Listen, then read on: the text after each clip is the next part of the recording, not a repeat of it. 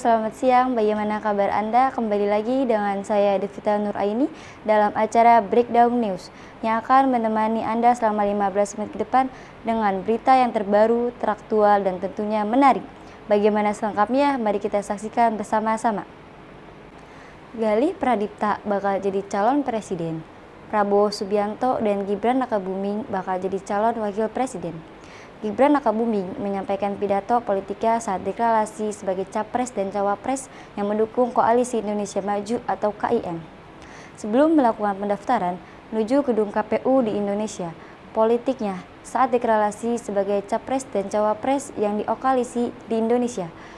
Direktur Eksekutif Carta Politika Yunarto Wijaya berpandangan sosok bakal calon wakil presiden Gibran Rakabuming Raka justru menjadi beban bagi bakal calon presiden Prabowo Subianto.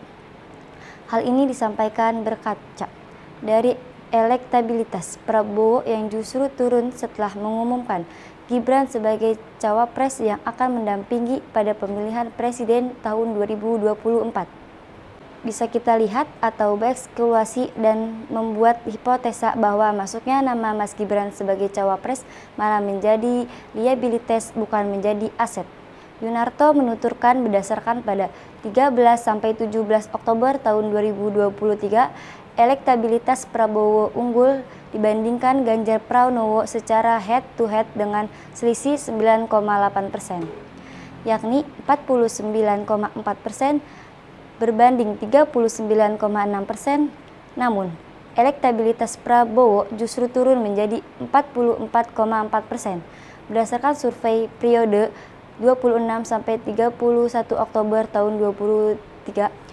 Selisih elektabilitas antara Prabowo dan Ganjar berdasarkan survei terbaru pun menipis menjadi 3,6%. Meskipun Mas Gibran dengan PD mengatakan tenang Prabowo, saya di sini. Yunarto melanjutkan posisi Gibran sebagai cawapres juga mengurangi segmen pendukung Anies Waswedan yang akan memberikan suaranya kepada Prabowo. Pemilih Anies yang tadinya mayoritas ini memilih Prabowo ini mulai ragu. Menurut Yunarto, hal ini tidak mengagetkan karena pemilih Anies adalah kelompok yang bisa disebut anti atau berseberangan dengan sosok Presiden Joko Widodo. Oleh sebab itu, mereka cenderung enggan memilih Gibran yang merupakan putra sulung Jokowi. Tapi ketika menggandeng anaknya kena dengan isu politik dinamis dan lain-lain. Itu kemudian kalau kita lihat di sini potensi bahkan sudah menjadi beban elektoral buat Prabowo. Dalam survei terbarunya, Carta Politika juga melakukan simulasi 3 pasangan calon yang telah terdaftar ke KPI. Hasilnya, Ganjar Pranowo Mahfud MD paling banyak dipilih. Responden dengan elektabilitas sebesar 36,8%.